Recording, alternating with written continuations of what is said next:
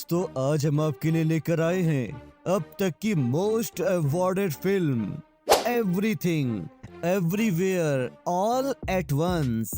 दोस्तों, इस कहानी की शुरुआत में हम एक middle aged Chinese American immigrant Evelyn Wong को देखते हैं, जो कि 20 साल पहले अपने पति वेमंड के साथ भागकर यूनाइटेड स्टेट्स आ गई है और अब साथ मिलकर लॉन्ड्री का बिजनेस चला रही है। उनकी एक जॉय नाम की बेटी भी है। वेमंड और एवलिन के रिश्ते नाजुक वक्त से गुजर रहे हैं। उनकी शादी भी सही नहीं चल रही है, जिसमें वेमंड उसका अटेंशन पाने और उससे उनकी शादी के बारे में बात करने के लिए एवलिन को तलाक के पेपर देने की कोशिश करता है। दोस्तों, यहाँ पर एवलिन के स्टर्न और डिमांडिंग फादर गोंग गोंग उनके यहाँ चाइनीज न्यू ईयर की पार्टी अटेंड करने आए हैं, जहाँ जॉय अपनी गर्लफ्रेंड बेकी को भी इनवाइट करना चाहती है, पर उसकी माँ एवलिन जॉय का लेस्बियन होना और एक नॉन चाइनीज के साथ रिश्ता रखना एक्सेप्ट नहीं कर पा रही है, जिसकी वजह से उनके रिश्ते में भी दरार आ रही है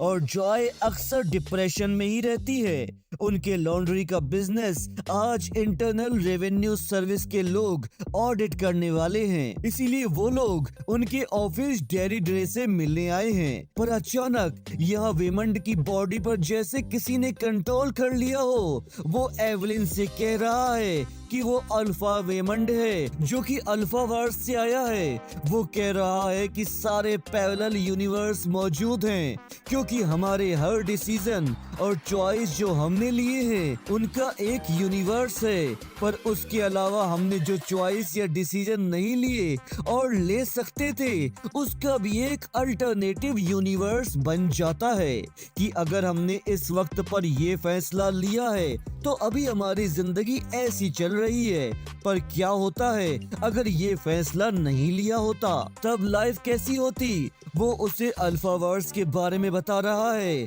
कि उसे अल्फा एल्विन लीड करती थी, पर अब वो मर चुकी है और उसने एक टेक्नोलॉजी डेवलप की है जिसे वर्स जंपिंग कहते हैं, जिसके जरिए लोग खुद के पैरेलल यूनिवर्स के इंसान से जुड़कर उनकी स्किल्स, मेमोरीज और यहाँ तक कि उनकी बॉडी पर भी एक्सेस पा सकते हैं। वो उसे इन सब का एग्जाम्पल दिखा रहा है। वो उसे ये भी बता रहा है कि मल्टीवर्स को जोबू से खतरा है, क्योंकि अल्फा एल्विन ने उसे एक साथ एक से ज्यादा यूनिवर्स में वर्सेस जंप किया, जिसकी वजह से उसका माइंड डिस्टर्ब हो गया है। उसके अंदर वर्स जंप करने और चीजों को मल्टीवर्स करने के टाइमलाइन को मैनिपुलेट करने की ताकत आ गई है। अब उसने एक ब्लैक होल जैसा एलिमेंट बनाया है जिसका नाम रखा है एवरीथिंग बैगेल, जिससे वो सब बर्बाद करना चाहती है, क्योंकि उसने सारे यूनिवर्स में देखा है कि वो दुखी है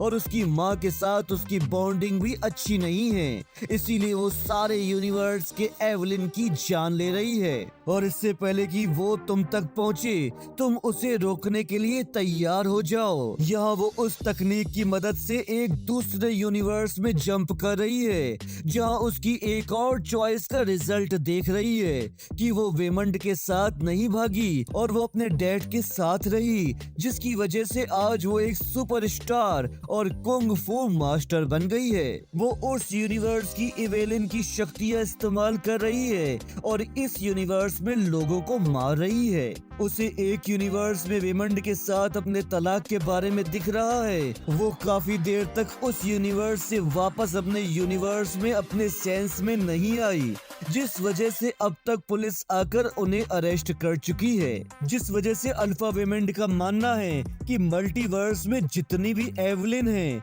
उन सबसे ये एवलिन सबसे बड़ी फेलियर है, लेकिन उसके पास फिर भी जोबू को हराने का पोटेंशियल है। अब जोबू इस यूनिवर्स की जॉय के अंदर आ गई है और उन्हें मारने की कोशिश कर रही है, पर इससे पहले कि वो उसे मारे, एवलिन उसे ऐसा करने के पीछे का कारण पूछती है, जिस पर जोबू उसे बैगल को दिखाकर कहती है कि अब उसके पास खुशी की कोई वजह नहीं बची। वो हर यूनिवर्स में दुखी है और उसके जैसे सब लोग दुखी हैं, इसीलिए तो वो ऐसा कर रही है। ताकि सबका दुख एक ही बार में खत्म हो जाए। पर इससे पहले कि वो एवलिन की जान ले लेती, वहाँ पर गोंग गोंग के शरीर में अल्फा गोंग गोंग आ गया है, जो एवलिन से कहता है कि वो जॉय को मार दे, जिसके अंदर वो जोबू इस यूनिवर्स में आ ना सके। पर एवलिन ऐसा नहीं करना चाहती, इसीलिए वो लगातार वर्स जंप करके अपनी पावर्स को बढ़ा रही है,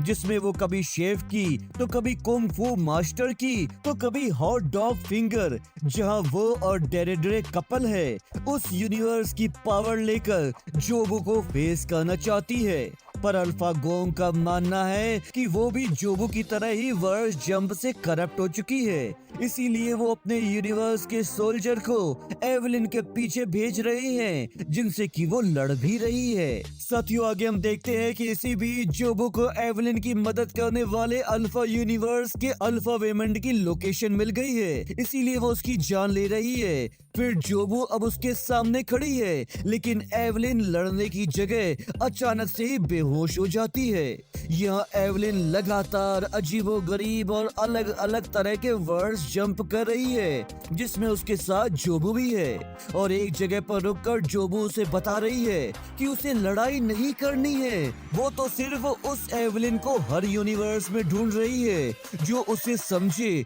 और वो देखे, जो कि जोबू को नजर आता है कि कोई चीज मैटर नहीं करती, और ऐसे में उन एवलिन को मारना जो कि उससे एग्री नहीं करते थे बिल्कुल सही है। और जब वो कहीं खुशी नहीं है तो इस जिंदगी को जीने का फायदा भी क्या है। वो उसे एवरीथिंग बैगल में लाकर कहती है कि वो चाहती है कि वो दोनों उसमें एंटर करके मर जाएं। वो लगातार उसे मैनिपुलेट कर रही है ताकि दोनों साथ में मर सके। पहले तो एवलिन ये नहीं करना चाह रही है, जिसकी वजह से वो बहुत ही रूड बिहेव कर रही है, और जैसे कि अभी उसका कनेक्शन सारे यूनिवर्स की एवलिन से है, वो अपने रूखे बर्ताव से सभी यूनिवर्स में सब अपनों को हर्ट कर रही है। अब सच में हारी हुई तरह से एवलिन जोबू के साथ बैगल में एंटर करने जा रही है, तभी उसे अपने यूनिवर्स के वेमेंट की आवाज सुनाई देती है, जो कि क्रिसमस पार्टी के दिन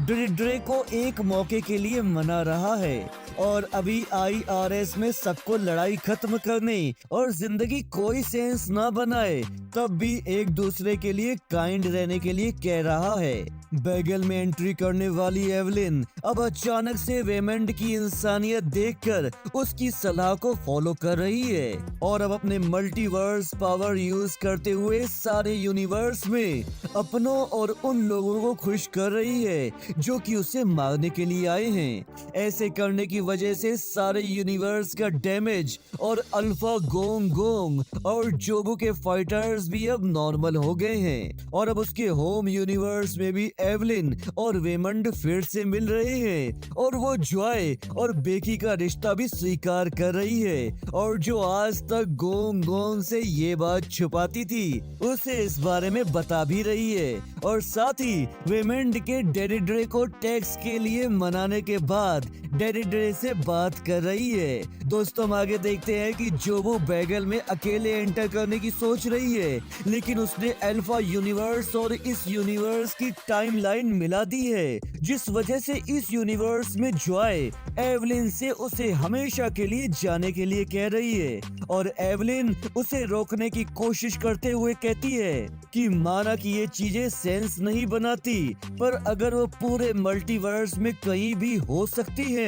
कहीं भी जा सकती है, तब भी वो हमेशा जॉय के साथ यहाँ इस यूनिवर्स में रहना चाहती है। एवलिन की इस काइंडनेस की वजह से जोबू बैगल में जाने से रुक गई है, और यहाँ पर जॉय और एवलिन एक दूसरे को खुशी से गले लगा रहे हैं। दोस्तों, कुछ समय के बाद जब एवलिन की फैमिली का रिश्ता बेहतर हो जाता है, तो वो फिर से IRS बिल्डिंग में अपने टैक्स फाइल करने के लिए आए हैं, जहाँ पर डेरेड्रे उससे बात कर रही है, पर पिछली बार की तरह फिर से कुछ देर के लिए एवलिन का ध्यान दूसरे यूनिवर्स के अपने अल्टरनेटिव्स लोगों में जा रहा है, पर अब वो खुद को यहाँ अपने होम यूनिवर्स में ग्राउंड भी कर रही है, जिसके साथ ही ये मल्टीवर्स की कहानी यहीं पर खत्म हो गई है। साथियों, अगर आपको ये कहानी पसंद आए तो इसे लाइक करें, चैनल को सब्सक्राइब करें, वीडियो को शेयर करें और नोटिफिकेशन बेल का भी बटन जरूर दबाएं, ताकि अगली बार हम एक और मनोरंजक कहानी लेकर आपके सामने आए। धन्यवाद।